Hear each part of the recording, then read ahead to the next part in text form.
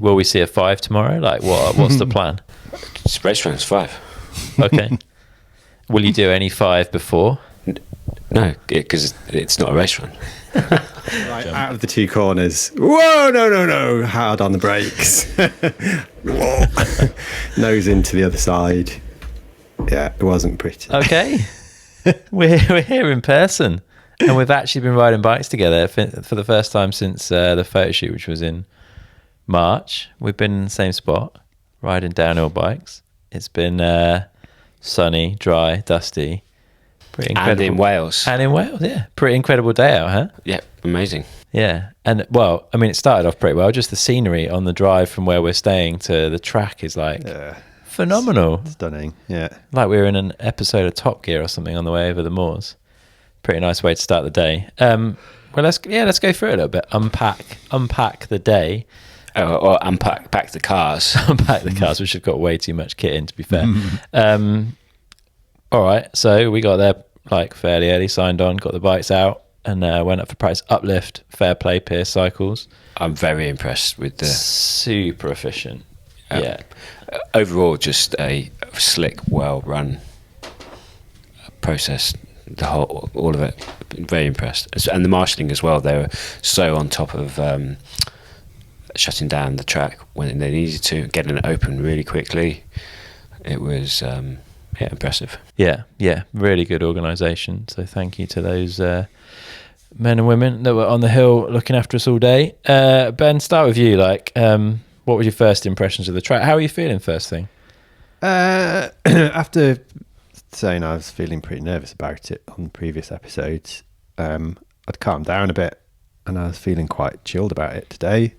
It's just a day's uplift, really. Yeah, no time runs today. Yeah, so I was quite relaxed, and then we'd watched a preview video. Yeah, Pierce put something on YouTube. Oh yeah, this looks fine. There's a few little jumps at the top, but it was really muddy.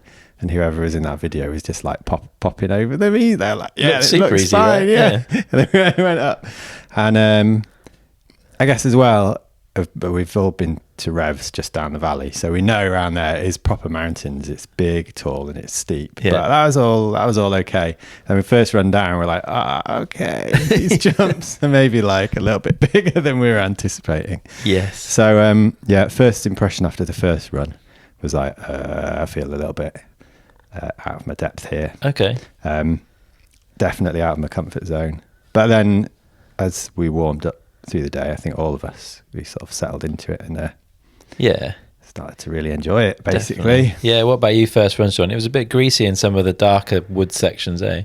It was, and the shale section up top was definitely wet compared with maybe the lower third of the course, so it was, a little bit interesting. And then the middle woods was greasy, and it was, that first run was, I had it in my head, it's going to be a bit rubbish, so it is what it is. And then after that, run 2 and 3 were fine, really. They were all kind of like started kind of feeling a bit more normal, and okay, I can't remember how to ride a bike. Definitely. But I think one thing we were saying is first practice run, you're coming from the car to riding a full-on downhill track. There's no warm-up. There's no like warm-up track for you to have a maybe some places you go, you might have to ride down a track to get to the start. That's not the case here. You push up and then it's like, have at it, here you go. Yeah, and it's fast from the get-go, this track, right? Yeah. The average speed, I'm guessing, like especially for the top riders, is pretty high. Yeah, definitely room for some issues if things go a bit wrong. Ben, what kind of would you say you followed a process today? Like, what things did you want to do? And that we don't necessarily need to start from like the time we swung our legs over the bikes. Did you have a plan of like things you wanted to get done throughout the day? Nah, no plan for today. Just enjoy it, basically. Just get into it and feel comfortable. I guess take a few turns, so like follow Johnny and switch things around, so we all get a bit of an idea about how each other are doing. But other than that, I think once I was on the track, I was like, right, now that I'm here and there are things that are challenging me, I want to try and tick tick those off and build my way through those. And here on Saturday night, there's still one jump that I haven't had a proper go at yet. Okay. So what and how? So how is that like sitting in your mind? What's your plan? Well, we've got four runs tomorrow. Fingers crossed. Yeah, 2 practice, 2 race. 2 practice, 2 race. So well, I guess when you're racing and there's like a feature like that, it's a bit of. I think it's within my ability, but it's probably even Johnny, you were finding it a bit sketchy. I'd describe you as a better jumper than I am, probably more confident anyway. It's a question of like, how much do I want to risk? How much do I want to risk that feature? Yeah. For the difference it might make in my race times. What do you reckon it's worth, like time wise? Can't be a whole lot. It's definitely slower not to jump it. Yeah. So, you've got to give it a go, really. So you can like, I suppose you can either leave it till last run and go, right, okay, here we go. Go hard or go home. Yeah. It's tricky. It's tricky. It's not so much like with a decent run into this jump, it'd be fine. It's just it comes straight after a bit of a tight turn. Yeah. It's a little bit difficult to set up just right. And it doesn't feel like a first run maneuver either. So that only leaves second run to give it a go. So I suppose see how it goes on second run. Yeah. And if it gets sent on the second run, then it's all fine for the rest of the day. But do you have prior experience of like approaching features in that way at races? Like, do you know, like, are you okay with that? The adrenaline that builds coming into that? Is that something you're familiar with? Not for a long time. In enduros, which is what I've done more of recently, there's never ever really anywhere on those trails where you're like, well, I'm not sure if I can ride this, or this bit scares me.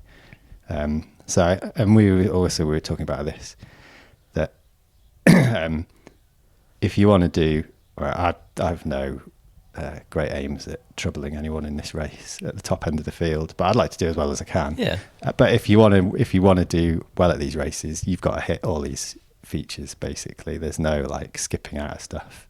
You got to do it. So yeah, we'll see how we get on tomorrow. Obsessing about this one feature on the course to the detriment of everywhere else, probably. Who knows? Yeah. We'll see how we'll update on that after the race tomorrow. Johnny, what about you? Have you been through a process today, would you say? I remember you saying in previous episodes you wanted to like work out what your race process would be and try and build that process. That was part of your weekend. I think as of the second round, I'd made the decision that, I didn't really want to stop and look at lines so much. I didn't feel that there was too many lines. I think what I was thinking was, if I see a line as I'm riding, then it's the type of line that I would normally take when I'm riding, and so those are the lines I want to take. I don't want to take a line that I maybe see or I'm told about that doesn't maybe fit how I like to ride. Okay, fair. So I kept it quite simple like that. There were some things that popped up that I varied on a kind of run-to-run basis. But I just wanted to kind of like find that flow of the hill and of the track. Where do I feel I can push it? Where should I kind of rein it back in? And then towards the end of the day, I wanted to do some full runs just to kind of feel what that would be like. Yeah, and you put a run down where you timed yourself as well. I thought that was quite interesting. Yeah, just to kind of get a benchmark. I wanted to see if I could do something that was sub 4 minutes. Right, because I roughly knew that the that would be, that was something I wanted to tick off. Yeah, and that I was kind of sub 4 minutes. Yeah. So doing that, is that a real confidence boost? Like coming down, seeing that time, knowing you've hit that target. Do you feel are these things that you've been doing today like helping you feel more confident? No, I don't need to do stuff to get more confident. I don't feel that's a part of my process. Okay. I'm just looking to kind of build speed and then gauge speed. Yeah. you know, this is going to sound a bit wanky, but I don't need to build. I don't need to build confidence. Yeah, that's fair. You're a pretty confident person, aren't you? On a bike. Anyway. Yeah, I guess so. I don't kind of worry about doing stuff. You know, yeah, I think you know what your ability is. I think you're quite confident in your ability, I would say. Yeah. I know what I can do and what. Yeah, and not in an offensive way. Like, you know where the limit is for you. Yeah, sort of thing. Yeah.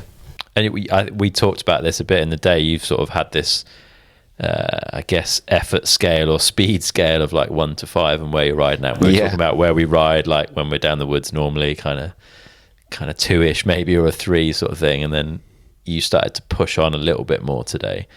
How far up that scale have you found yourself? I think that was 3+. Like, no, not.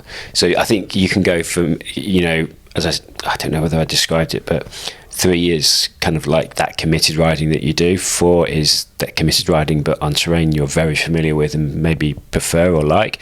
And 5 is racing. So for me, that was, you know, it's a racetrack, so it's not maybe some terrain that I'm more familiar with. Maybe the middle woods, which reminded me of racing 20 years ago, because that's what it was like. Maybe that would be that 4 level. But everything else was, you know, that upwards of 3. And I think Ben and I were chatting in the uplift queue that it was a stark reminder that the riding we normally do is all between 2 and 3. Yeah. Even when we're like, I think I'm doing well today, have a good ride. You know, I think I'm going fast. It was 2 to 3. Yeah, and I think like when you ride the same trail over and over again all day, that gives you that ability to start pushing up as well. Like if you just go, we talked about this, I think, I can't remember if it was on the podcast or not, but like you go to a bike park and you want to, if you've not been there before, you want to ride all the tracks. So you end up doing like 1 or 2 runs max on a trail. You never really get into the speed and the flow of that trail. Whereas here, one trail all day, like the speed's going to build and you're going to notch up. Whether you like it or not, really, you're going to notch up from that like 2-3-ish to something a little bit more spicy. Will we see a 5 tomorrow? Like what's the plan? It's race runs 5. Okay. Will you do any 5 before? No, because it's not a race run.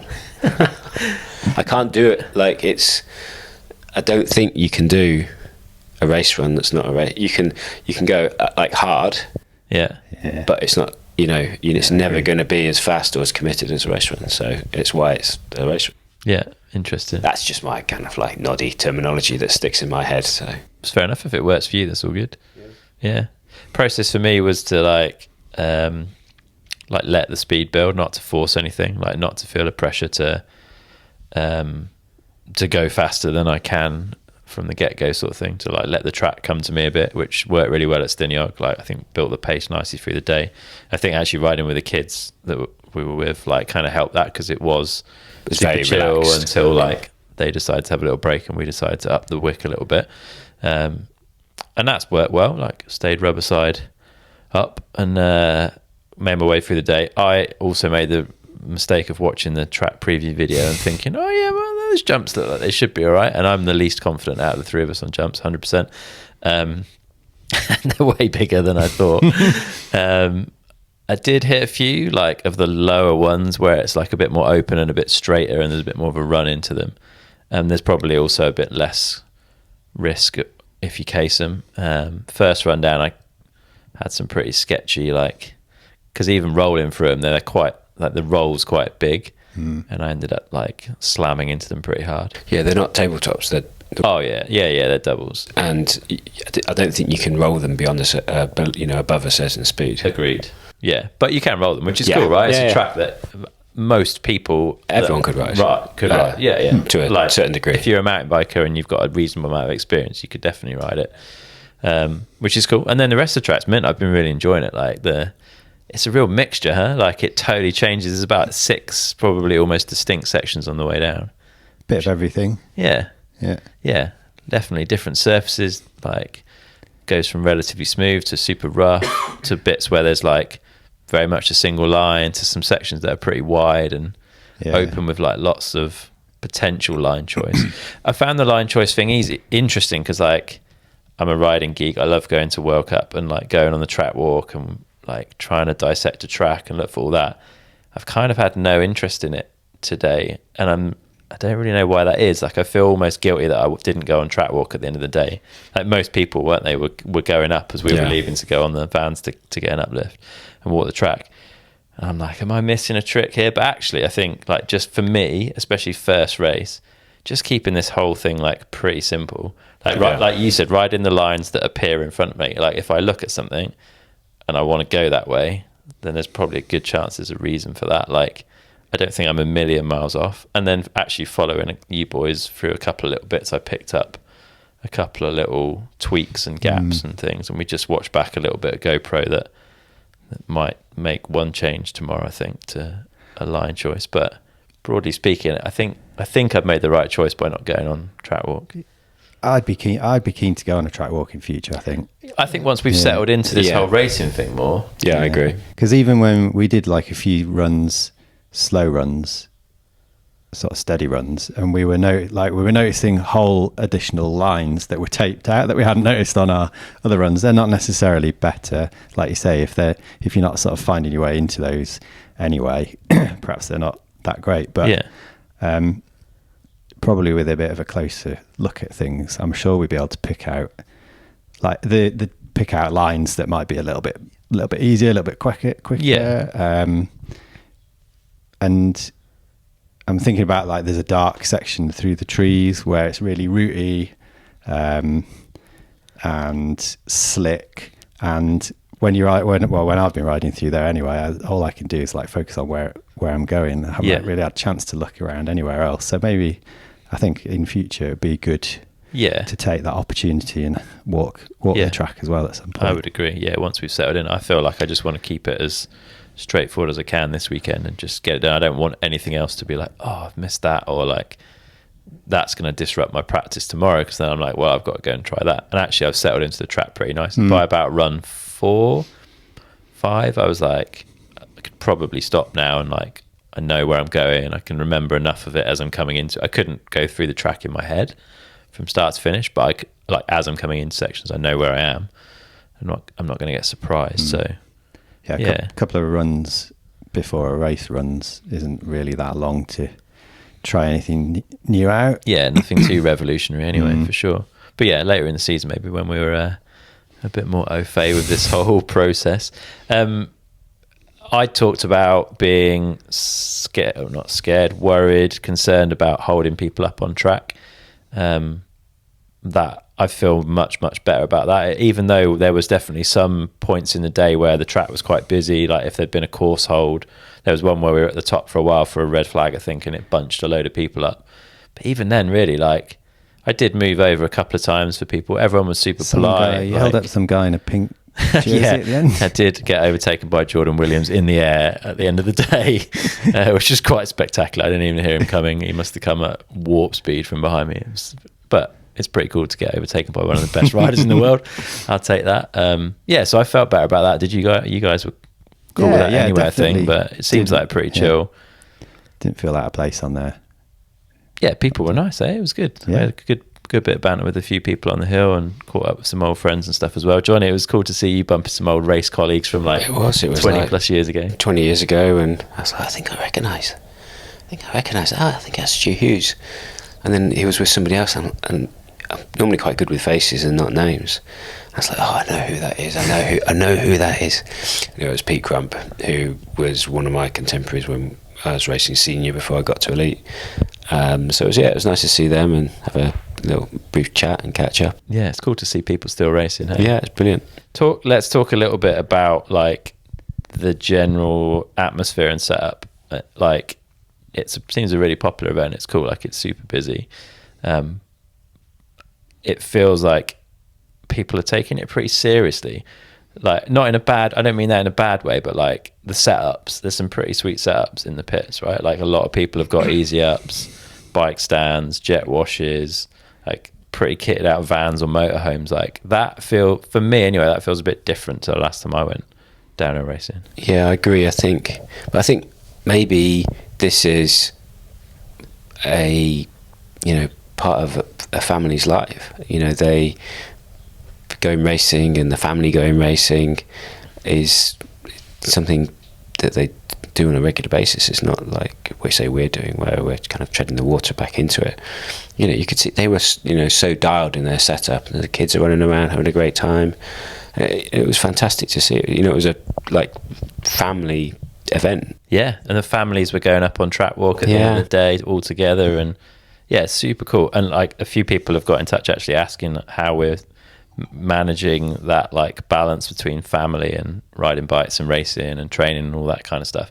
And that's one really good way, I guess, is taking your family with you and making it like something that everyone's kind of enjoying. And I mean, on a day like this, it makes life a bit easier. But I guess, yeah, any thoughts from either of you two? Like, we've all got kids, and it is a hard balance. Like, I definitely found it hard training for EWS last year because of the volume of time that I needed to spend on a bike outside. I've definitely, and one of the reasons I wanted to do downhill was that I think I can get fit enough for downhill in less hours away from the house, which I feel is still true. Any thoughts on that? Well, kids definitely get in the way of biking. I'm in a slightly better position than you guys because my kids are a bit older and they're a bit more independent. Yeah. But on the flip side, mine probably wouldn't be up for hanging out in a field in Wales for a couple of days away from their mates, especially a field with no Wi-Fi or mobile no data signal, reception. Yeah. It was great to be totally cut off for the day. That happens it so was quite little nice, these days. Yeah. I think with all that sort of stuff, it's a bit of a trade-off. It'd be nice to train more. It'd be nice to go out ride more, but you've got kids who you've got to go and take to whatever stuff they do, get them to school, be in when they're asleep, all that sort of stuff. So you just got to fit it in where you can, I think. Yeah. Whether it's easier to train for downhill than like an EWS, don't know. I haven't done many like 6-hour rides. You know what I mean? It's those big chunks of rides that I haven't felt the need to do, and you can just carve like bits out of your day and go and get stuff done. Like some workout, you can do a good workout in half an hour, you know. And especially if you've got a few bits of equipment at home. We've been lucky, I guess, with the kickers from the Wahoo stuff. Like, you don't need that much time to get into enough of a shape, I think, to have a fair crack at a downhill race. Maybe not to win, but like, I think you can get fit enough. Yeah. I think so for me, I've got two boys that are 11 and 5, and you know, I'm a permanent taxi driver. There's a big commitment there. I think the other side of it is having a supportive partner. You know, shout out to my wife Jen. She's you know, we've managed to create the space in our schedule to fit all this in. Yeah. And it's give and take. You know, I'm making sure that there's enough time for her so that she can fit in the things she wants 100%. To do. But to reiterate what you said, you know, I think I said this already, but when the kickers arrived, I was like, I'm not sure I want to use this, and then I've really got into it, and now the ability to kind of target 45 minutes or an hour and get it done, and then it's done. It's at home.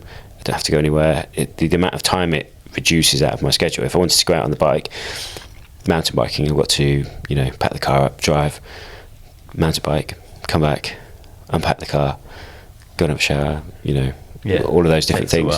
So that definitely, on the fitness side, that definitely helps. And it's meant that when I do go mountain biking, the mountain biking is not really part of my training. I'm just enjoying it. So, or, you know, working on something specific for the downhilling, which I guess is training of another sort. But it definitely meant that I've been much more organised with my time. Yeah, cool. Let's talk briefly about bike stuff. I feel like my bike setup's mint. I'm super happy with it. I haven't changed anything all day. I also didn't want to change anything. Like, I didn't want to find a problem, so I've probably not been looking. Like, I just want to keep everything consistent. Ben, you were messaging at like 4:00 yesterday afternoon, postulating whether you might change the front tire to an Assegai. No, I haven't changed anything. I've just left it as it is. You were worried that once we got up to speed a bit, the bike might feel a bit out of its depth with the issues you've been having getting the rear end I think it's just shown that it was set up okay, actually, after all. Nice. Just needed to get it on some proper terrain and be persuaded. And you've stuck with the DHR2s, same as the rest of us. Yeah. Didn't get swayed by an acid guy. I know, but when it's dry and dusty like this, you take the opportunity, really, haven't you? But I'm not going to change them now. No, stay. Fair enough. Yeah. What about you, Johnny? You played a little bit today. Yeah, probably a little bit too much, but so I started out on one set of settings and changed some clickers to just get the balance right, and then I decided, I think after lunch, I was going to try the other settings that I had from the work I'd done with Rich, RSL Bikeworks, and that's a very different setup. It's got a lot more compression. It's a lot firmer at the back, but I know from riding it that I quite like it.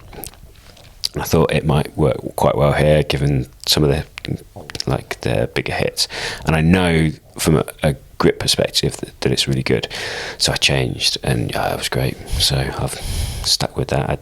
I changed I think I added a bit of low speed compression to the fork just to change the balance a little bit. But yeah, so pretty happy with that. Yeah. And you went full pro and put a fresh set of Maxxis DHR2s on for the morning. We've been given them to use for race runs, so just put the effort in, change some tyres.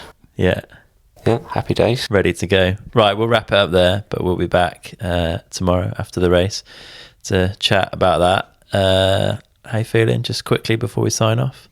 Bit tired, ready for bed. Yeah, yeah, tired. Bit apprehensive, to be honest. Yeah. Okay. Yeah. Because the clock's on. Yeah. I feel way more laid back about tomorrow than today. After today, because I know I can ride the track. I know that I'm less likely to hold people up than I thought I was, and that it's relatively easy to get out of the way. So that feels okay. It's 4 runs. We did 6 or 7 today, so it's less fatiguing. Like I feel better about it. I think I don't want to hold anyone up on the first race run where it's not seeded. That's the only thing in my head where I'm like, I don't want to get in someone's way. But beyond that, I feel pretty good about it. Cool. Yeah. Nice one. Right, we'll get some sleep and we'll see how the racing goes tomorrow. Nice one. Brilliant. Cheers, boys. Cheers.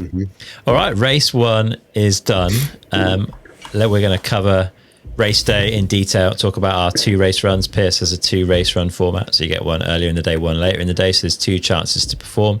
For the series, there are points for both of those runs, I believe, but it is just the fastest run of the day that counts when it comes to the winner on the day. Ben, we'll start with you. I think it's fair to say the atmosphere was quite different on race day, like not just within the team, but on site, like in general. Well, yeah, I mean, it was pretty chilled. Like the day before Saturday was just like a nice chilled uplift where everyone was hanging out. There was a bit more. Sunday was a bit more focused. There's times to be kept to, but also it wasn't a massive stress on there either. Like the uplift was sort of no queues, especially when race run came round. We were up the top of the hill about an hour before we needed to be every time because we weren't that sure about what was going on. So even though there was a bit more focus and a bit more nerves involved, it still felt quite relaxed, surprisingly relaxed from my point of view anyway. Yeah, and there was a 2-hour practice window, I think, in the morning. We managed to fit 2 runs into that. Some people fit 3, so you could get 3, I think, if you were pretty on it. Ben, you had a jump to tick off from the day before. Oh, yeah. You were, I think, hoping to get that done in practice. Yep. Did we get it done in practice? Did the intention go, or like what? No, what happened? So the intention was first run, just get warmed up and get used to things, and like eye up the couple of corners beforehand that you had to get spot on. The second run, just bottled it. That's all there is to say. Yeah. At what point did you bottle it? Did you bottle it like before you committed to the run, or as you came into that like jump? Out of the 2 corners. Whoa, no, hard on the brakes. Nose into the other side. Yeah, it wasn't pretty.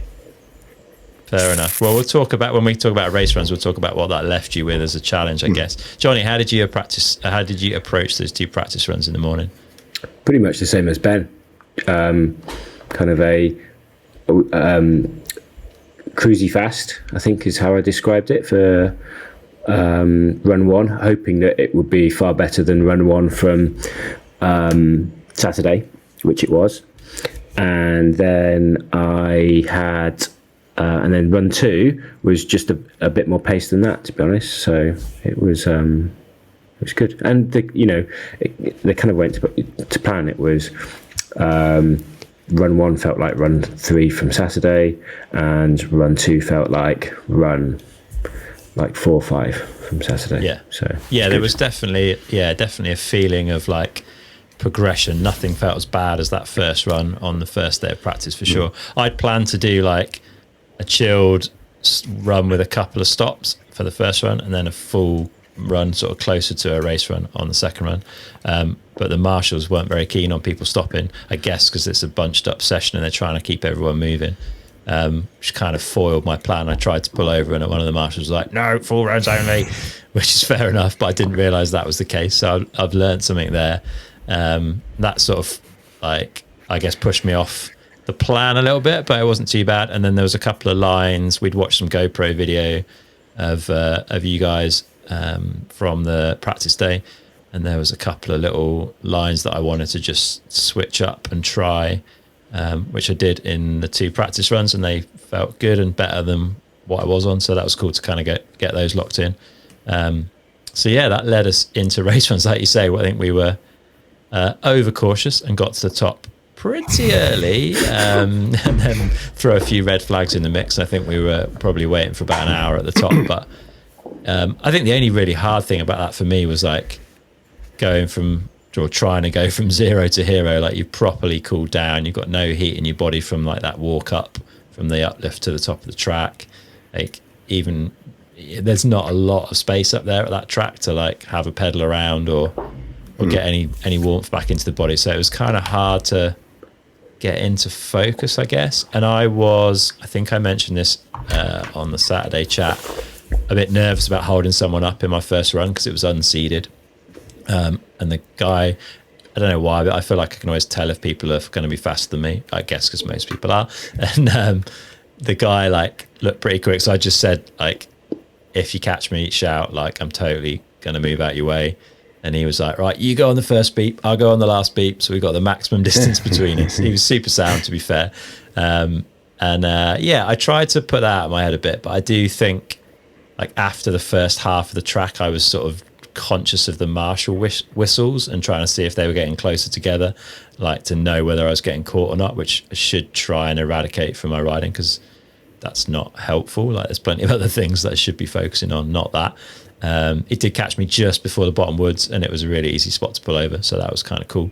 It's nice not to ruin someone else's run, but otherwise it was clean. Like, I had decided that I wasn't capable or willing to risk the biscuit and send the gap jumps at the top. It felt like out of my league. I was comfortable with that, but it's clearly a lot of time lost through that top section. And then I just felt like I rode all right the rest of it. I did, however, suffer pretty massively with arm pump for like the last half to third of the track, which I've had similar in EWS. I sort of hoped it was going to be a bit better. It was a long run, over 4 minutes for me.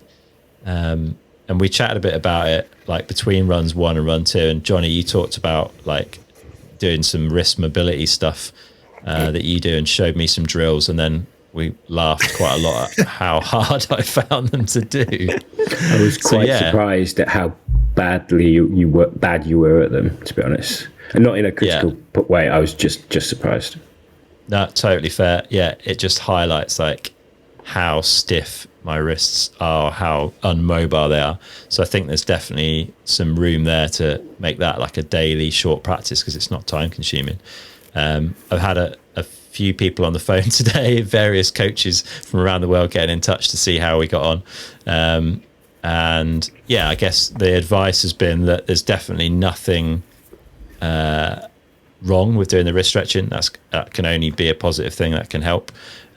General feel of things that have come across is that there's a couple of things that can help. General aerobic fitness seems to be quite strongly correlated to less arm pump. I feel like I'm in a pretty good position aerobic fitness wise, but there's always room for improvement there. But like the zone 2 stuff we've been doing. To interrupt, you got it at EWS last year, and probably your aerobic fitness was better then than it is now.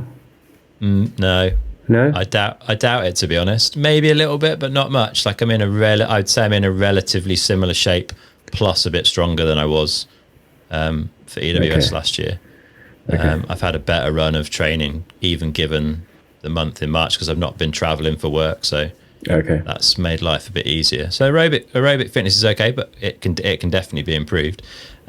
Conditioning was the other big thing that came up, so trying to find ways to replicate that. So whether it's making sure when you do go to a bike park you put full runs in, but also there's like a horrible bridleway near me, which is just rough from like Land Rovers and 4x4s ripping rocks out of it for however many years. And that's the only place around here that I can replicate arm pump. So maybe doing some e-bike laps of that every now and again just to get used to it. Might well help. A bit of time in the Alps would probably help. So we'll see if that's feasible between this and the next racing. And then the mental side of things. So like just trying to accept it and not like shut down when you start to feel it.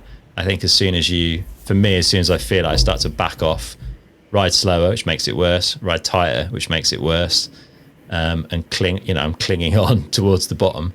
So I think there's like a few different things there for me to go at. So that was run 1 really. I was pretty, like the time wasn't good. I thought I would be quicker.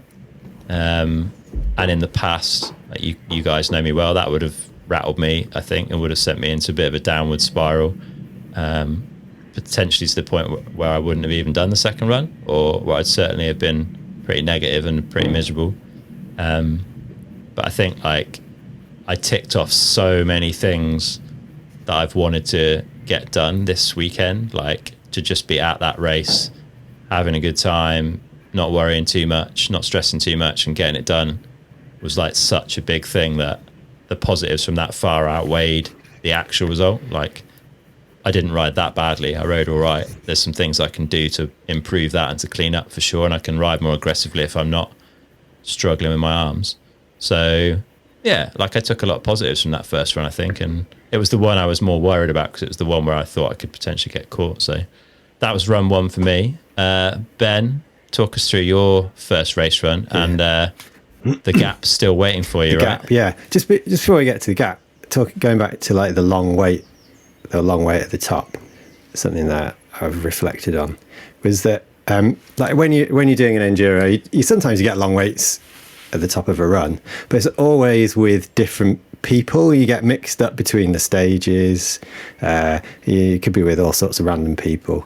And what was really one thing that I really liked about this weekend was you're with the same people at the top, so you get to know who your like racing peers are, and you've got that. Yeah. You've got nothing else to do but chat to people whilst you're waiting up there. And it was a nice day. It was sunny. Everyone was happy. So it was really nice to meet all the rest of the people who you're competing against, and they were dead friendly. And like you're saying about the first run where people are worried about catching people, there's loads of sort of like negotiation going on and people switching places and talking to the marshal who's tight, and it was just really friendly and cooperative and very welcoming. And that was one of my sort of, not really a worry, but I felt like, well, I haven't been to a race like this for a while. I'm not sure how I'm going to feel, but everyone was just super friendly. There were sort of 100%. Yeah, and loads of people who had just basically had a lot of that field, and it was a big field. It was the biggest category in the race, which was also a surprise. They'd been riding, the majority of them had been riding for a really, really long time, like us. So we had loads in common. Or like the other group were people who'd come from some other sort of, we talked to quite a few people who'd come from like motocross and had taken up downhilling as like a sort of friendlier or cheaper or less dangerous, I don't know, option. So it's kind of like two groups of people. It was great to like have a chat and meet all these people. Yeah, it felt like a bunch of mates racing, to be fair. I think they've all raced together for so many years that the banter was really good, but it wasn't cliquey. Like, it was super friendly. Everyone was really welcoming. So yeah, massive like shout out to everyone who spent some time with us and chatted and helped like ease the nerves for us and stuff. So yeah, definitely, it was really cool. Yeah, so first run, so the plan for the first run for me, gap wise, was squish it. So that came off, no problem. The having to do full runs in the morning, which isn't what I'd have liked to have done either. But actually, that went really well, and I didn't feel tired at the bottom of those runs. So I think that gave me a bit more confidence that the day before we were getting quite tired.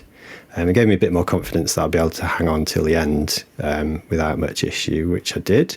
It went smoothly, no massive issues. Switched a few things around from the day before, like there was near the bottom there was a stump which I'd been going over, but we followed Johnny down on the first run that morning, and he got bucked by this stump, so that was like off the agenda for the rest of the day. So that was a little bit slower. Got across the finish field without sliding out as well, and it pretty happy with how it went, and I think it slotted me into 20th, which I was quite happy with, really. I felt like I had a bit more left to give. Nice, happy days. Johnny, what about you? What was the aim for run one, and how did it go? I think the aim was just to get running. Just to, we've not done actual race run in so long. And I think the weight at the top gave me too much time to think. And I spent too much time thinking about the run. And it just didn't have, for me, it just didn't have the kind of, I guess, the intensity that I was looking for. But it was a safe run. It was pretty good. But it was, just not quite what I was wanting. What was it that took that intensity away from you, do you think? Like, why did you struggle to tap into that? Because I've been thinking about it too much. So what's happening in your head on the start line then that you wouldn't normally want to be happening in your head at the start? Something's happening in my head. I don't want anything happening in my head. I'm the type of person who's very wrapped up in stuck in their own head. So I'm a typical overthinker. I'm always thinking about stuff. I find it very difficult to switch off my brain, especially when going to sleep. So given the opportunity to stand in one spot, dwelling on something that's about to happen, and one of the guys in the queue, he put it so well. He said, "Oh, I love this sport. I love downhilling, but I hate this moment. I hate it. This 5 minutes." He says, "When I get on the line and I've got 30 seconds to go, it all goes and I'm completely fine and I'm ready to go. But this, I hate it, but I love it." And it was that kind of, juxtaposition of this thing that you hate and then this thing that you love. So, and when he said it, I was like, he's so right. It's but it's what I guess keeps people coming back. And for me, I just, I was thinking about lines. I was like, how do I want to ride? I just thought way too much. But that's part of the process. That's part of, I guess, my process, figuring these things out and putting a race run in, which we've not done in a long time. And the guys that we were racing against, I might have gone and had a look to see how, they've done in the past, and, they're racing all the time. They're really, adept at it, really good at it, and really used to racing, and we're not. Yeah, 100%. So has your deep dive into our competitors been since the race, or was that pre-race? No, since the race. Okay. I went and had a look, and, on Roots and Rain, you can see, like that chart of your results of the races you've done. Mine's like, if at most one a year, but not. And everyone else is like, looks like my heart rate on one of my workouts. So full credit to them. They're, aficionados of the sport, and they deserve to be up there. Yeah, really the quality of riders across all the categories was another thing that really stood out. Like, it's a proper bunch of shredders. Like, there's some really good riders. That was one thing I wanted to say. I was so amazed and impressed by the speed and the quality of the riding across the field. It was, we were talking about the split. Maybe why the fields aren't as big and the split between downhill and enduro. But I think what's happened is you're left in downhill with the people who really want to do downhill, and some will be doing both, but there's this group of people who really want to do it, and they're really good at it, and they're all really fast, and the entire the juvenile, the youth, the seniors, masters, vets, grand vets, they're all so capable. It's really good. Yeah, really good to see. Really cool to see. Yeah, nice one. Well, that left us with a decent chunk of downtime to like chill out in the makeshift pits and relax. Downtime. And it was quite a long gap, really. Again, it was kind of odd. Like, I'm not used to being at a race kind of with literally nothing to do. Like, I've only really raced enduro in recent years, and it was it was kind of odd. I don't know. I just wanted to get on with it, I think. I don't know. Did you guys find that bit of the day a bit strange? I'd have liked it to have been a bit longer so I could have had a nap. Because it's one of the things I'm sure we'll talk about coming up. Like, that's something to improve on for next time, is the amount of sleep. It is weird having that big break and then going back up the hill and having to completely mentally prepare yourself to go at it hard again. I know you do that multiple times on an enduro, but I think you go in prepared that that's the way it's going to be. We knew we had 2 runs to do, but I hadn't really considered what it was going to be like to sort of psych yourself up, come down from that, and then have to do it all again a few hours later. It was quite tough. Yeah, it was definitely a bit strange. And I also struggled, I guess, with a bit of a lack of sleep. I think I was just buzzing a bit. Like, it's kind of it's a combination of nerves and excitement. It's too excited. The brain off. Yeah, it made turning the brain off pretty tricky. Like, I gave myself a good window for sleep, but the sleep didn't come particularly willingly. And then we had an early start, right? Because practice started at 8:30, I think. So it was an early wake up. But yeah, more sleep for the next round would definitely be a good thing. So yeah, run 2, we headed up. And one thing that we all commented on and noticed, which was a little bit disappointing, I'm not sure kind of what the outcome of it is, but there was a lot of single-use plastic bottles lying around near the start, and it was super dusty and it was quite hot. So a lot of people had bought up like a water bottle, drunk from it, and then thrown it on the ground. And I wonder how many people came back to their bottles for the second run, drunk a bit more, and then somehow took it down with them. Couldn't see a bin up there, so maybe that would have been a good idea, but not great. And doesn't really seem in line with the kind of type of people that were there.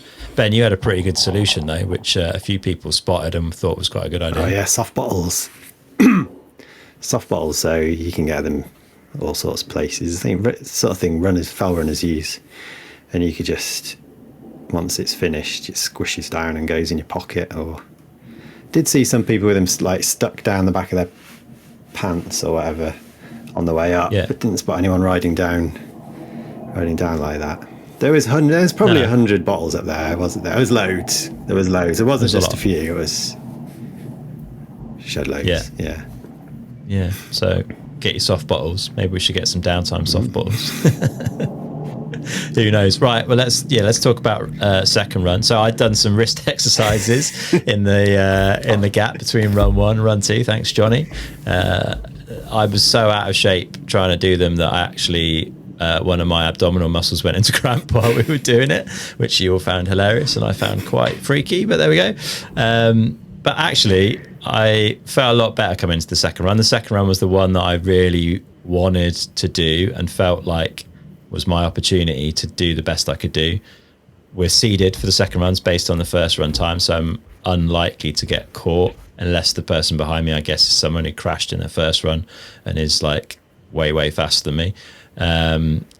So I was less worried about that. I also remembered to do some of the things that I'd planned to do, like for the first run, which was to just take a moment at the top of the run, do a bit of deep breathing, and then try and focus on my breathing on the way down as well.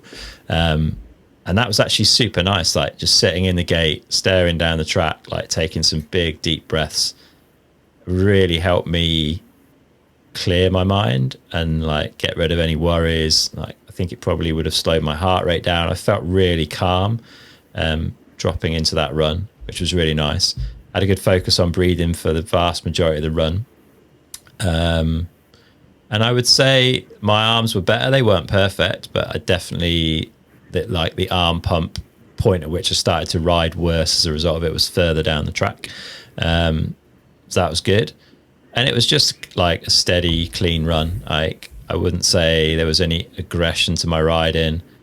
I wasn't really taking any risks, but it was a clean run. I wanted to see what that would do, and it was best part of 5 seconds faster than my first run.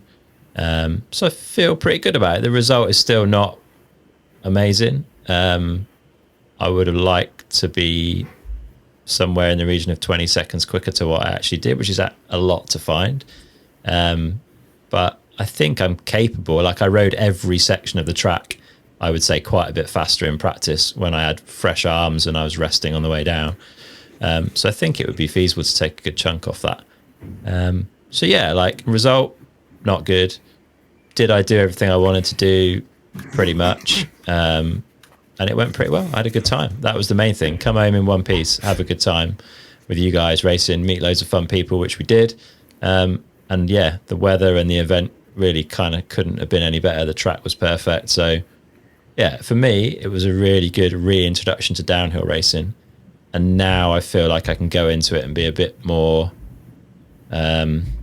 competitive, a bit more, not serious about it, but like actually really have a proper crack at it. Now that I've got that like first race nerves out of the way, I think that would be where I was at.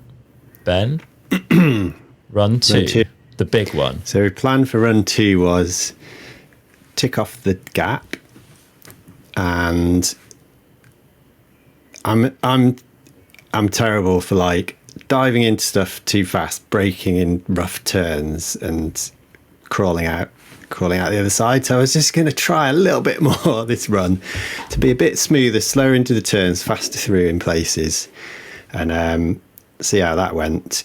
So got to the gap and bottled it again.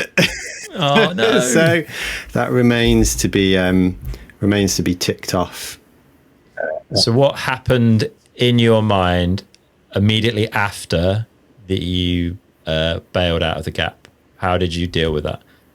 I didn't even think about it at that point. Carry on. Okay, that's cool. Yeah. So you just crack on. No, crack on. Out of the mind, because you could dwell on that, right? And could impact your riding. That's cool. It wasn't. It didn't feel like obviously it's quicker to jump it, but it didn't feel loads like it was a huge disadvantage on that one for whatever reason to squish it. Or I think some people were going around one side a little, which might have been slightly better, but that was fine. So then, rode the rest pretty smooth within myself. A little bit, definitely a little bit better through the turns by trying to be a bit smoother. It didn't feel like some sections weren't quite as clean as others. So I was feeling like it was probably about the same time as the first run. And still felt quite fresh by the bottom, which I think is something to probably learn from for the next round. Is I can maybe push myself physically a little bit harder. But yeah, went good. Got shouted out across the finish line. So did a little bit of pedaling, and I was 4 seconds faster than the first run, which left me in exactly the same position by the time everyone else had finished. Everyone was going everyone faster, went fast, which quite surprised me. I thought people would. Well, I didn't think everyone would go faster. Some people would, some people wouldn't. I thought, but consistently, the whole field improved. Maybe it's the wisdom of age that we don't all go ham on the last run and do worse. Yeah, it was a surprise. So yeah, happy with that. Yeah, in one piece. Yeah. Having reflected on it since, I definitely didn't go at that run at the same level, as Johnny would put it, as I would like an enduro run. I'm not sure why that is. Not higher or lower? Lower. Okay. So, then you wouldn't at enduro. I don't know if I think that's two things maybe. I think it was being a bit cautious about I don't want to be totally destroyed by the end, but I was surprised how fresh I felt relatively. And I think part of it is being scared of that being a big, fast, proper downhill track, and the risk from crashing in an enduro, from my point of view anyway, it seems a lot lower than the risk from crashing it really fell in on a track that's got, I don't know, average 1 in 5 gradient and 50 km/h top speed. It was fast, right? Fast, and there was a lot of hard things to hit. There are either trees or tree stumps in some very fast sections that would be pretty painful if you came into contact with them. So I'm not sure how to deal with that side of things, other than try and go places where you can ride fast and get used to it. It's a challenge, I guess. Yeah. Okay, fair. Johnny, talk us through run 2. You were, I guess, a bit disappointed with run 1? Oh, a little bit. But run 2, I changed my approach at the top, and I focused on not thinking about anything at all. So, which was difficult, but I just kind of no, don't think about that. No, do some breathing. No, don't think about that. No. And then that was it. Got to the line. Okay, let's just try and do a fast run. And how was that run? It was good. Yeah, definitely quicker. I had a big mistake at the top in one of those like bank turns between the jumps, and I got stood up, which was a bit of a pain. But then pushed on down the bottom and didn't put any risk on, because my main aims were to have fun, lie in the sand, meet some cool new people, have fun with you guys, and leave in one piece. And that was all checked off. But put in a better run. Definitely felt the fatigue of the weekend in the lower half of the run. I was, I was looking, lots of pictures came through after of us riding, and then, various other people riding, and the form that the top guys keep in their body the whole way through. And I just felt I was kind of like collapsing into the bike the whole way down the bottom half of the track. And I was pretty spent at the bottom. Yeah, fair play. It looked like you'd emptied the tank. There was a few of us stood there shouting for you. And fair play, your sprint to the line, like those kicker laps have been working. Like the wheel skipped off a bump. You were going hard. Yeah. It was actually pretty cool to see you cross the line and literally drop to the floor. You were drifting out a bit. I was like, ooh. Yeah, you know what? I might have been spent, but I had it in me to do that sprint. Like, so it was, that side of the training had definitely paid off. And I think what I struggled with was the muscular endurance side of things, as opposed to, my strength's pretty good.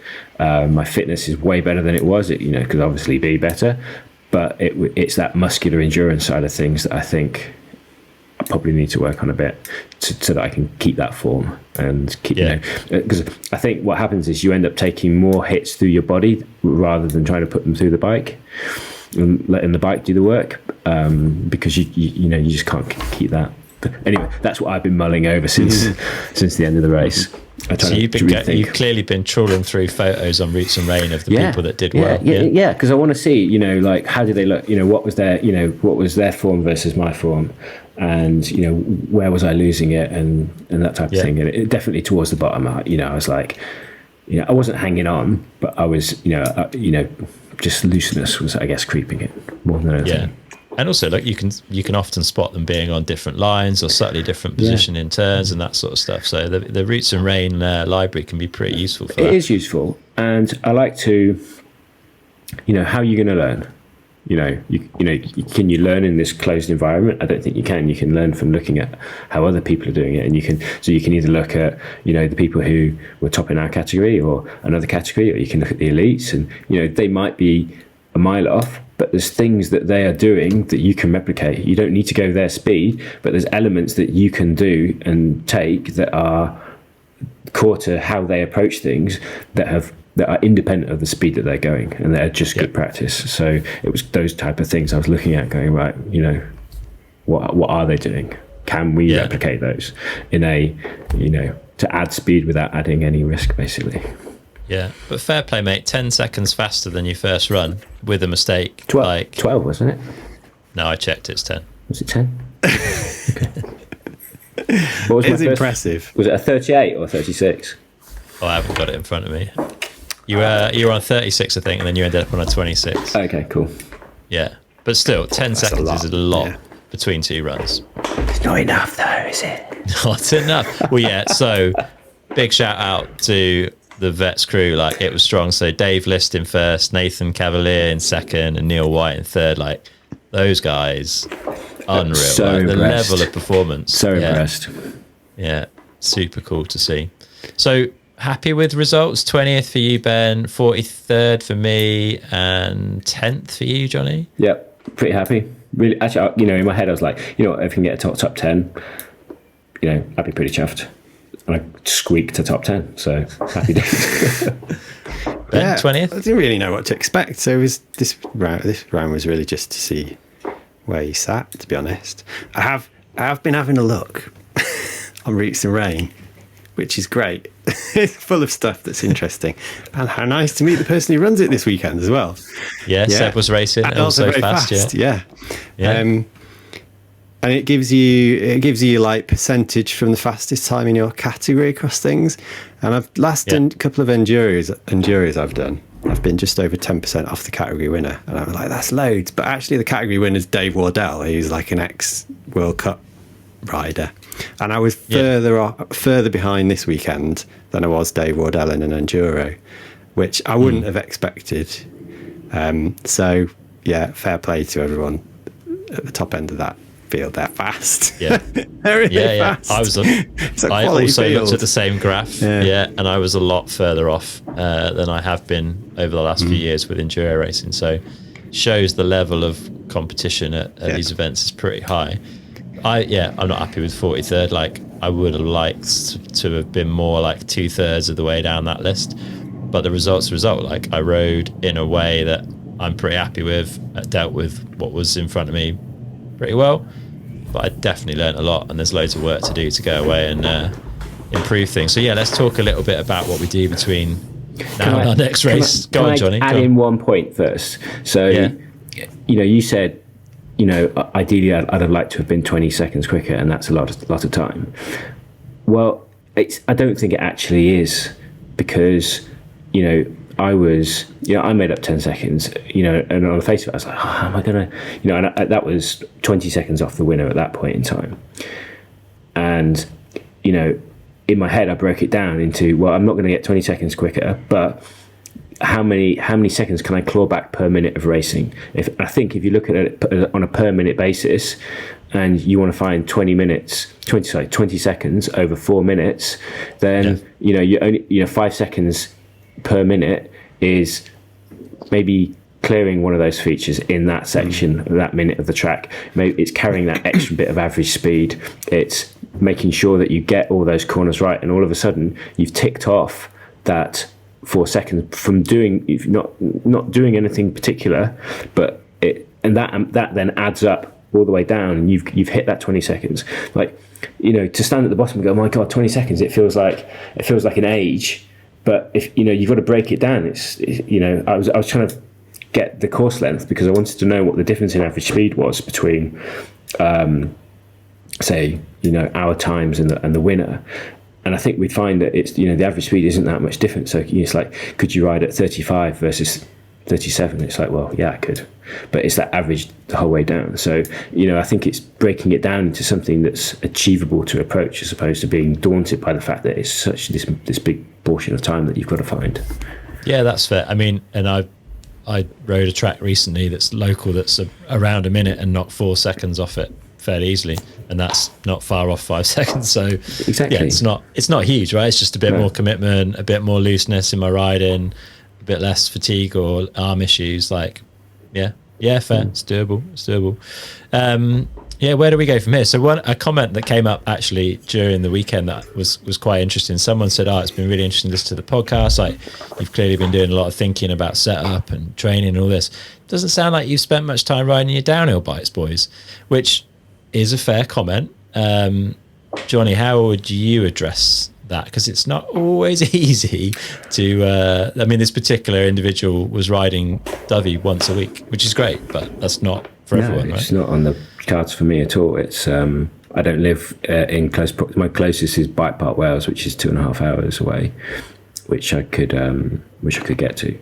But apart from that day at Antistinio we did, and the photo shoot, which was maybe less than optimal,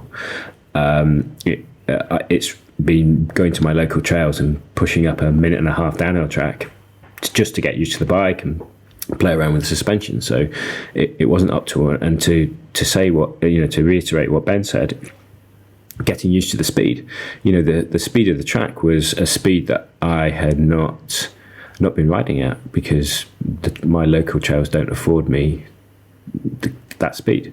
Yeah. So I think just being on the bike and getting used to that speed would definitely be a benefit. How I accomplish that, I can only get to go bike park here or there. So I don't know what, leg it down a really steep road that I can find and get used to going fast. I don't know. I don't really have a good answer for that, given my other commitments. So I don't really have a solution. No, that's it. We're all squeezing this into like work and family life, and there's only so much you can do, I guess. Do you think it's possible to get faster on your downhill bike without riding your downhill bike very much? I sort of feel like it is. I think after this weekend, I've got a better idea, because I think I've learned a lot, and there's a pace of riding now that I think I know roughly what that is and where it gets you, which is useful. So I think there's stuff to do, but it might be stuff that I don't do on my downhill bike. Yeah, fair. Ben, what are your thoughts and what are your plans for between now and the next race? So going back to like the bike time,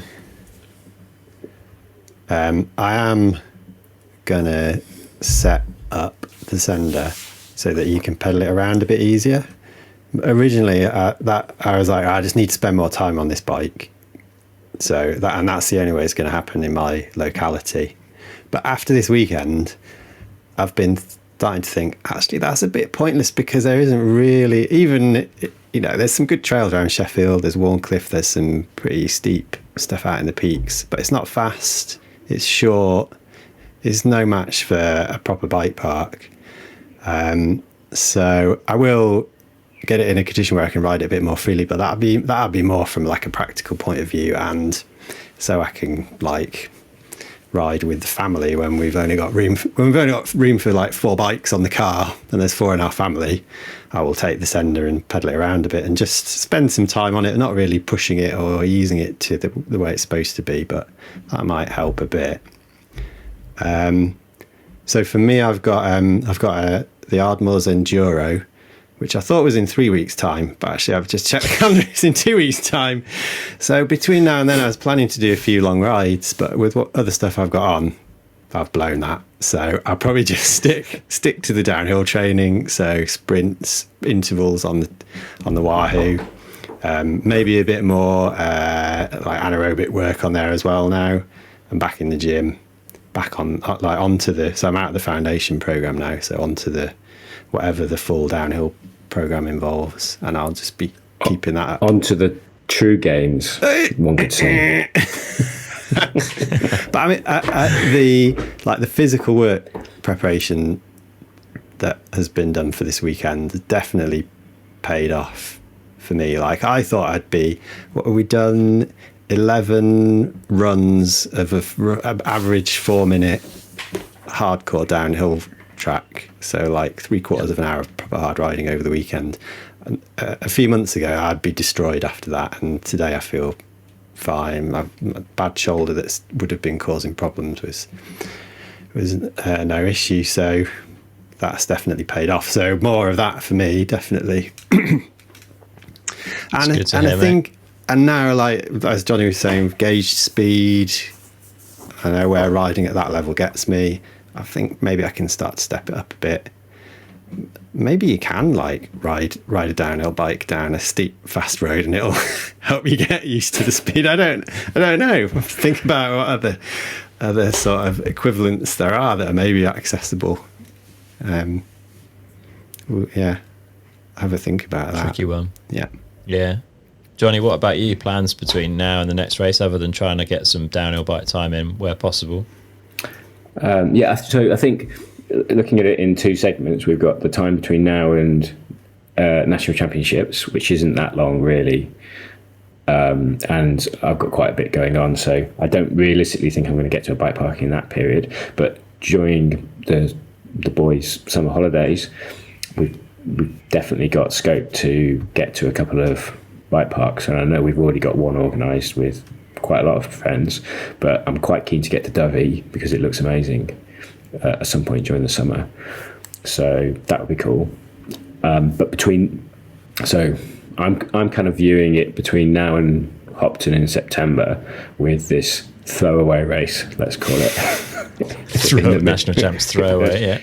Yeah. Admittedly, the category will be smaller, so there's maybe guarantee of better results. Marginally, maybe. But so I'm going to work on muscular endurance. How are you going to do that? Time under tension, basically. So rather than like short efforts, it's doing something where muscles are under tension for a longer period of time. Okay. To tire out the muscle, as opposed to so from what I've learnt, and I don't pretend to be any sort of expert, you can do exercises to build muscle, or what would be more as hypertrophy to make muscles bigger, and that side of things can produce like better muscular endurance if done correctly. So I'm going to try and focus on those, but still kettlebells, because I think that translates really well to mountain biking for me personally, having done many years of it. I know what that does to my body and how that then translates to what happens when I ride a bike. So it just works for me. So I'm going to do that. I'm doing a bit like Ben and do more shorter intensity stuff on the Wahoo while still kind of maintaining that base. I definitely felt that my fitness was good for the weekend. Like Ben said, I feel as if I've done something at the weekend, but I'm not, destroyed by any stretch of the imagination apart from being tired. And I'm going to try and lose some weight, I think. No way. But your suspension settings, Jonathan. I'm going to be going so much faster that it's going to even out. Because it's fair to say you've been either joking or seriously deliberately trying to stay at the same weight, so that I've been deliberately staying at the same weight. Partly because I didn't want to put that stress of trying to lose weight, and my weight does fluctuate, as you all probably know, and it's. As I said at the very beginning of this, it was quite high at Christmas, and then it dropped down to 79. I'm not tall by any stretch of the imagination, like the rest of you two. And it stayed at 79. But with all the training, it's been really easy to maintain 79. I'll tell you that much. It's been no struggle whatsoever. Happy to do that. Yeah. So how will the weight loss, is that going to just be by cleaning up your diet, or like how do you intend to go about diet it? is pretty good. It's pretty clean. Just it's like nip and tuck here and there. I kind of know, it's, for me, it's everything in between the 3 meals. I quite like to do like longer periods of not fasting, but just windows of not eating. Mm-hmm. So, and I did play around with it during this period of, 24, 48 hours, what effect does doing one thing have on your body and that type of thing. So, and I've done it before, so it should be fine. Yeah. You are the king of losing weight, so should be all good. For me then, I think like I'm going to keep up this wrist stretching. Like I've already put a diary reminder in every day of the week to do a quick 5 minutes of that, see if it makes some difference. If that is a fix, that would be fantastic, because like I said to you guys at the weekend, like I'm stronger than I've ever been. Like I don't feel like I shouldn't be able to hold on to the bike. Everything else felt fine. Like I got to the bottom of the run feeling fine. Like I wasn't gassed, I wasn't breathing super hard. Like no, I didn't feel any real reason why I shouldn't be able to hold on. So we'll try the wrist thing. We'll try and get some. Can I just add in that I can't remember who told me this. It might have been Greg Minar's coach or physio or whatever. And he said, you can put your body into positions it's uncomfortable in, and you've got to be able to relax and breathe deeply in those positions, because quite often you end up in those positions like that on a bike. So the fact that when you were doing those wrist exercises that you really struggled and you got that spasm in your chest, it shows that your body really doesn't like being in that position. So if you're racing and you're in one of those kind of compromised positions, it's everything that's kind of maybe tensing up, and you're not happy being in that position. So yeah. So you suggesting I change my riding position, or no? I'm not. I'm saying I think it's spending time in those uncomfortable positions and learning to relax into them. Okay. So in this wrist stretching positions, but it's like it's not. Maybe it's not just that. It's like there's certain positions you can put yourself into that are, uncomfortable, and by relaxing into them, you're teaching your body to be calm and relax in those positions. So you can do it by like on the bike and breathing. Like you said, it was better when you were breathing. Yeah, 100%. So that's teaching the body to relax into that position that you find difficult. So yeah, cool. And then conditioning. Want to get more of that like feeling in my arms. So like I said, I got this fire road nearby, which is horrible, but if a lap or two of that a week helps, do that. Maybe get some big mountain time for some longer runs if that's possible. And then I sort of need to work on this gap jump fear. Like I've had it for my entire life, and I've gone through phases of improving on it, and I would say I've gone backwards on that in recent years, just more from a lack of not doing it. I think it's for me it's something that I need to kind of keep doing fairly regularly in order to not fall back on that old ingrained fear of gaps. How are you going to do that then? That's a challenge, because I live somewhere where there aren't a whole host of jumps, so I might need to make a special effort to go somewhere with appropriately sized gaps and tabletops to like get into it, and maybe find some time with a coach to like just help me feel like I'm in a safe environment to work my way through it a bit more. You got a pump track near you? Okay. No, not nearby. Because even that sort of, I find like riding that sort of thing regularly makes me more comfortable on jumps. Even though you're not jumping gaps or anything, you're just getting used to that feeling of where your body weight needs to be as you're going over stuff. Yeah, I think for me it's like, as with most of my challenges, I think like I'm an okay bike rider with a weak mind. I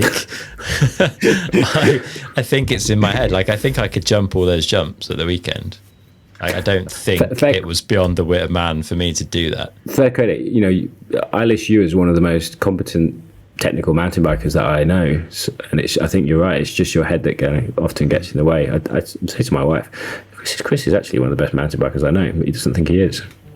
Oh, thanks, Johnny. I genuinely do see little flashes of like, oh, you can ride a bike. And it's why we talked about in the last episode, this journal that I was keeping or have been keeping with my riding has really helped. I'm evidence-based. So if I haven't jumped a gap in a year, the evidence has gone. Do you know what I mean? Like, I don't feel like I can do it. So I need to rebuild the evidence deck that tells me that I can clear gaps of whatever, you know, of a certain size and build up from there. So yeah, finding the right environment to do that in with the right features is something I need to do. Whether I'll be able to do that between now and Nat Champs, don't know. But between now and Hopton, hopefully. Can you have watched the course preview for Hopton today as well, just to cool. check what we're up against. Can you remember the times when you were jumping? Like, can you like visualize the bits and bobs, or like features or so you could kind of like trawl back through the memories. And I can, but when it's that far away, I find it very hard to like almost believe I did it. Okay. Like, I've cleared some pretty big gaps, but I can't believe I did now. What, do you know really? what I mean? Yeah. Okay. It's weird, isn't it? It's the way my brain sort of works. It's like it needs recency bias. Once it's so long ago, it needs recency for me to be able to like trust that memory. But like at uni, I rode some pretty big gaps at Hemlock, loads. Right? Yeah, loads. Yeah, like, not the biggest ones, but some of the bigger ones in that bottom section of trails I rode. Admittedly, I did crash over the bars in one of them the night before one of my final exams. It wasn't great. But yeah, so work's to be done. But if I'd come 43rd and couldn't find anywhere to improve, then that would be more disappointing. Like, I got loads to go and work on. And then just the general fitness. Like, I'm not where I wanted to be. That month of illness didn't really help. Like, I've done everything I can, but I could definitely be fitter. So trying to get in more bike time. Just trying to genuinely keep notching up like every element of my fitness. I think like I didn't have any particular standout weakness. I think the zone 2 stuff on the kicker and on e-bikes has definitely helped. Like, my energy over the weekend was pretty good. I don't feel too battered today. Like, got through the whole weekend fine. So yeah, I think I'm in a decent enough spot, and then just work from here really. Just lift the bar a little bit for the next time we go racing. Before we sign off, Ben, we'll start with you. How was bikes and kit? Like, happy with everything? Yeah. I mean, like, I think we were commenting on this. Like, last downhill races we do, there'd be like people carrying broken bikes everywhere. You'd be like, that 3 hours between runs would have been spent like trying to make some like your brakes work better or truing up your wheel or something. It was all just totally flawless, basically. Like, bike was great. All that setup worries were unfounded. It was totally fine. Bottomed the forks out last run as well, so I know that they're about right. Brakes perfect. Johnny got his fresh rubber on for his race runs, so you know, no punctures. Tested out literally no issues. Tested out the Fox protection. Brilliant. That didn't even like walked away from that. Didn't feel anything. It was brilliant, and just makes life. It just makes life easy, doesn't it? We had to like spare like another set of kit for the next day, and you know, goggles with shaded lenses and goggles with clear lenses, as you pointed out to me after I was. Which you managed to get mixed up. I couldn't see that well in the woods because you got dark glasses on. The support has been brilliant. Yeah, it has, to be fair. And Johnny, it was I was watching you changing tyres and realised you were taking the valve cores out and all sorts to get them to seat. I was like, you've got We Are One Composites wheels, they're designed properly. Just put a pump on it and pump it up. So we got some super sick kit. So massive thanks to everyone that supported with that. I think the whole like setup was flawless and looked pretty cool. Like, we got some props from people on kit and bikes and bits and bobs. So we had we looked the part. We had nearly an entire spare bike, literally almost an entire spare bike with us. So even if there'd been any issues, we had those bits in hand. True, which is great. Yeah, and thanks to Johnny for the pit setup. You got a little like awning that comes off the back of the tailgate on the car, which was super cool actually. Like pretty simple, but did the trick. It was £90 well spent. I think it's much needed shade. Really good. Yeah, we needed it. Yeah. It was just nice having that bit of shade from the sun. To be honest, I think without it, it would have been a bit warm, and we'd have been a bit red.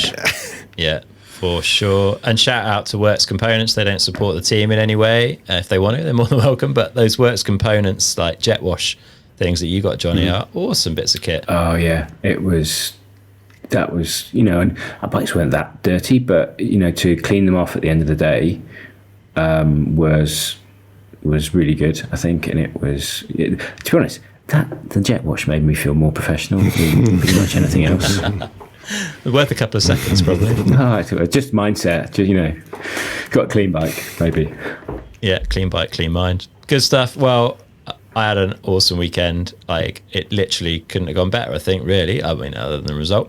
But we come back stronger, we do some more work, and we go race again. But yeah, thanks to both of you for putting in all the graft over the last few months and being patient with everything coming together. And yeah, I think we all had a good time. Us being patient, I think you deserve a medal for being patient with us, to be honest. It's all good. It is all good. No, it's been a lot of fun. To thank all the people that came up and said, talked to us. To be honest, it was nice to hear that people have been listening to us. Rattle on about mountain bikes and racing. Good luck to those that are going out, taking their kids out to race World Cups. Yes. Quite a daunting experience. So To the chap that we met on the uplift, all the best. Hopefully you get to listen to this on your travels. Yeah, hopefully I'll bump into him in Leogang on a bit of that round. So see if we can find him and his son Archie and see how they're getting on. That'd be cool. I think that'd be their second World Cup together. So yeah, cool stuff. Stories like that are so awesome when you meet parents and kids that are riding. And I love those stories. That's fantastic. Yeah. Nice one. Right, well, we should sign off. Fun weekend. Looking forward to more now. Yeah, I don't think we're doing enough now. Good stuff. All right, boys. Have a good rest of the week, and we'll catch up soon. See ya.